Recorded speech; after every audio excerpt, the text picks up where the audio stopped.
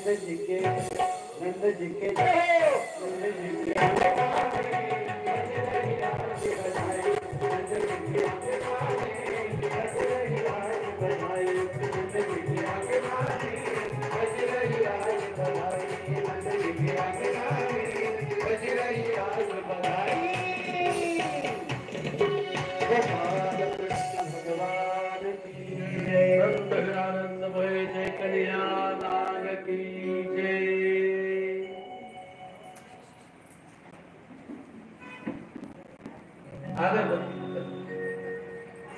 तिथं खावा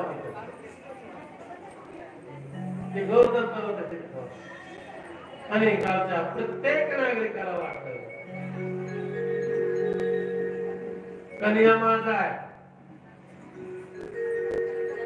गुफेमध्ये कृष्ण जन्माची वार्ता सगळी पसरली आहे आणि आपल्या कथेमध्ये वयव्रत तपोव्रत अति ज्ञानव्रत असे महान पुरुष आलेले पांडुरंग मामा जानवळे आणि दत्तात्रय ठिगळे देवा त्यांच्या नावाने एकदा टाळ्या वाजतात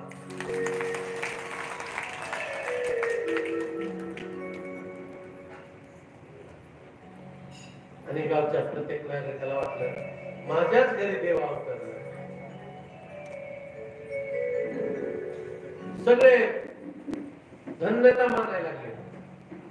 देवाच्या संतांच्या सानिध्यात गेलं ना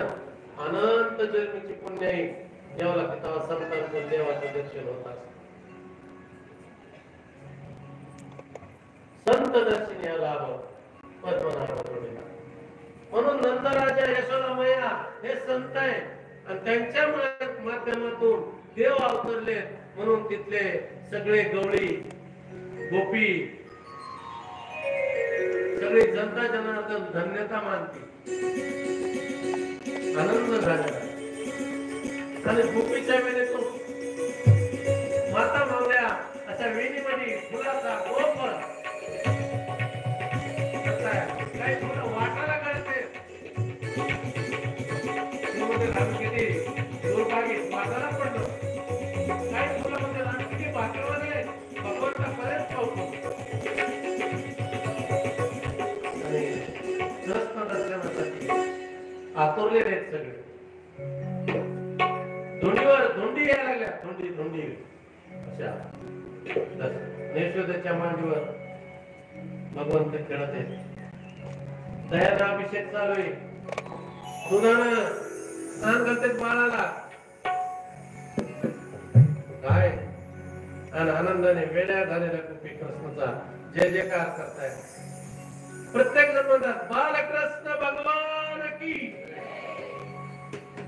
आणि यशोदेला आपल्या जवळ बसवलं मांडीवर घेतलं कृष्णाला निजविलं आनंद झालाय कितीतरी जन्माची पुण्याई या ठिकाणी उदयाला आलेली जगाच्या मालकाला मांडीवर खेळवण्याचा आनंद किती असेल आणि ईश्वराची त्या भगवंताची यशोदा एकरूप आहे म्हणून अभिमानी माणसं लांब राहत असते माता मावल्यांना अभिमान नाहीये नम्रता आहे नम्र झाला होता त्याने कुंडीले अनंता म्हणून माता मावल्या भगवान कृष्णाचा अवतार झाल्याबरोबर जवळ जाण्याचा योग आला आणि पुरुषांना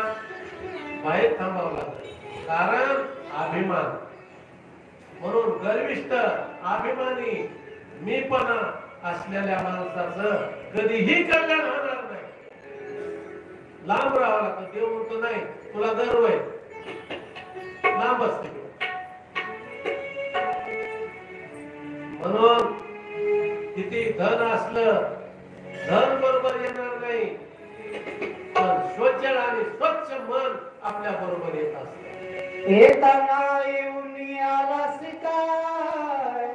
जाताना घेऊन जाशील काय